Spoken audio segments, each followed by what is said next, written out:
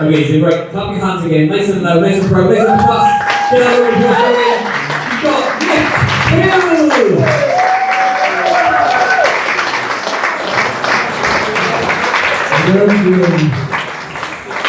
So I'm gonna get back home to Gloucester tonight at about 11:15. And my wife is gonna say, what was the gig like? And I've just got to be honest and say, I haven't got a fucking clue what I've wandered into. I've got to be honest, I'm not sure if this is a comedy gig or like some weird Masonic initiation. So like to qualify, the host has got to wave the dildo to everybody. His name's got to burn the dildo. And then he's got to try out a homemade fucking defibrillator. You get to do some strange gigs doing stand-up, but fuck me, this is unbelievable. And Uncle Albert in the corner has his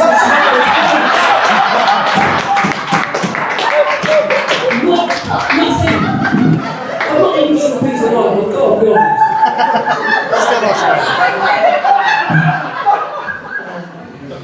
I was going to say it's nice to be here, but I can't I mean, no, it is lovely to be here. And my wife is from Bridgend and she said, my God, you're going to Maesteg tonight. Do you know how shit that is? And I do.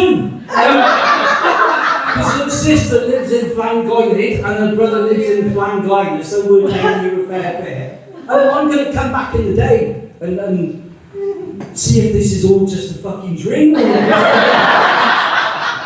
what it feels like at the minute. Because you do get to do some strange gigs doing stand-up. I did a gig in Swansea last year, and I got there a bit late, and I was just backstage, and I hadn't looked through the curtain, and I think the MC had overdosed a little bit on too much on Live at the Apollo. Because just like me come on, he was like, ladies and gentlemen, once go wild, I want you to clap your hands, stamp your feet, as we welcome to the stage, Nick Hill. And I came through the curtains, and there were 4 people sat there was 2 ladies flanking a young lad, and it turned out it was the grandmother, the mother, the son, and he was going in the army, so they were distraught, they didn't want to chat. There was a guy sat behind them, and I said, I've got to talk to him. So I said, so what's your name, mate? And he said, my name's Roger Moore. I thought, brilliant. We can do something. But then he followed it up with, but I've got mental health issues and I don't know what I'm doing. Okay. The following night, I was doing a gig, little village in the Cotswolds, and I just went on. I said, it's lovely to be here in Ashton Keynes. And this woman at the back said, excuse me. I probably do speak for the group, but I know it's spelled Keynes, K-E-Y-N-E-S. But here in the village, we prefer to pronounce it Keynes. Is that okay? Well, fine by me. Does make you all sound like pretentious parents. I spell that C-A-N-T-S, but you can pronounce it.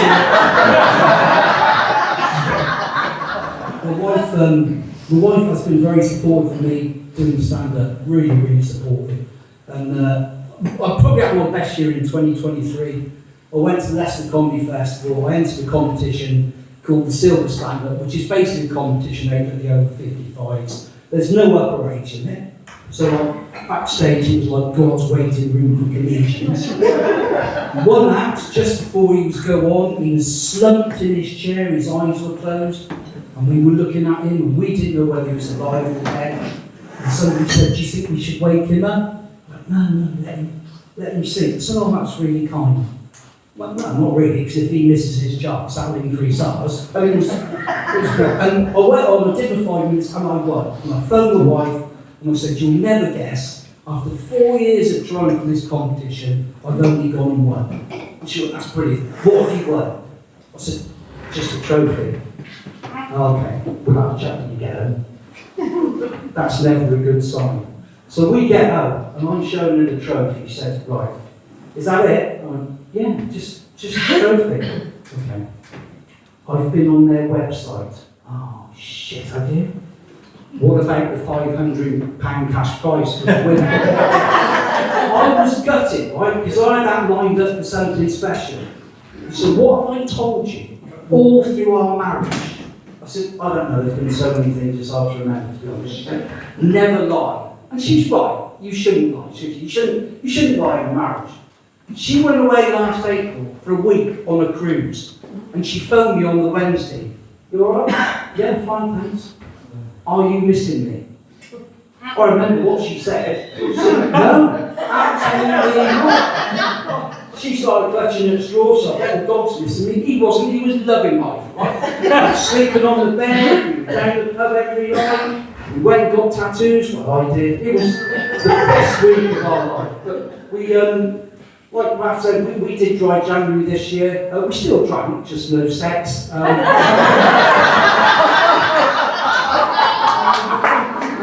We celebrated Valentine's Day, and I did the romantic thing. I phoned the florist, I said, I'd like to order some flowers to my wife. He said, would you like a card? I said, yes please. He said, what do you want on the card? I said, I've just put to Lynn, all my love, Nick. And then she said, would you like a kiss on the bottom? I went, brilliant. I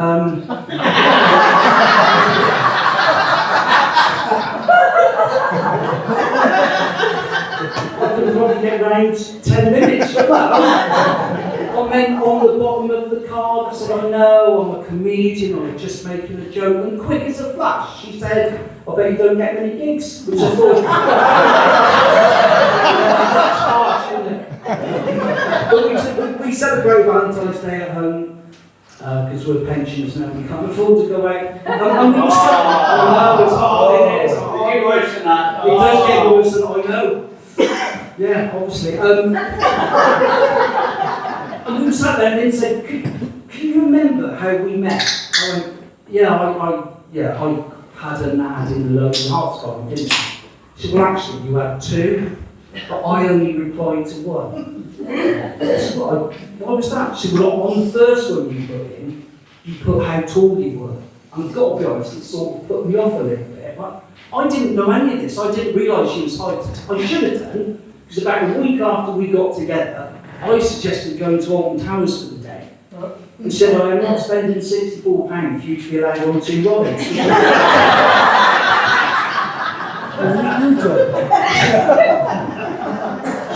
She worked in a school at the time, and I came and we were sat there and she said, just remind me how tall you are again.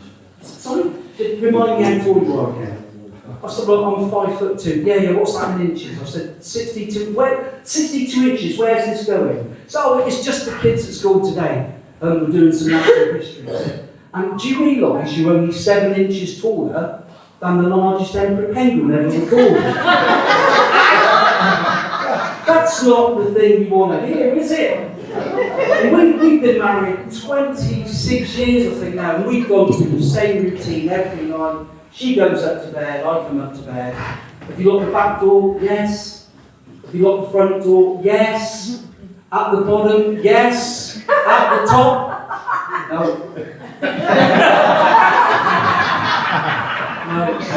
No chance.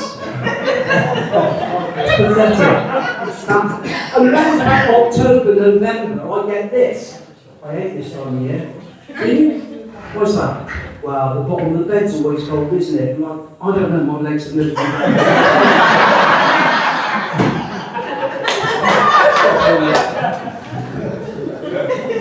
She moans there's no romance in our relationship. And we ran the conversation a couple of weeks back and said, it would be nice on those rare occasions when we are being intimate, just to have some music playing just to break the silence. I thought she's got a point. So I recorded a couple of tracks, and that was difficult. That was really difficult, finding tracks that only lasted 40 seconds. But it's all right. And we were getting down to it on the Sunday, same time after Antiques Roadshow, before Call the Midwife starts, that 20-minute gap. And I put the first track on, and I thought it was all right. I've got to go. I thought my choice of song number 1, Angels by Robbie Williams. That would do. With hindsight, my choice of song number 2 probably kill the mood a little bit, the theme for Match of the Day. But we have been married 26 years, and we've never really spoken about, we're both on second-time marriages, and we've never really spoken about sort of first-time marriages and previous relationships. Because my attitude is, the past is the past, you can't change that. And I think that's only fair.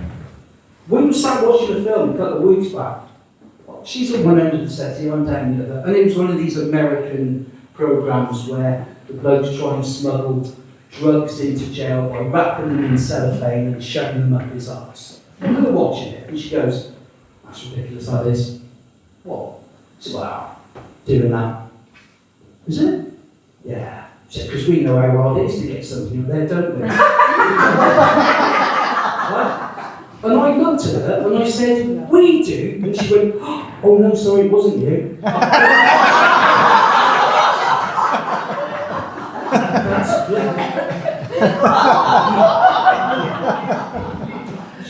She wrote that there's no surprises in our relationship.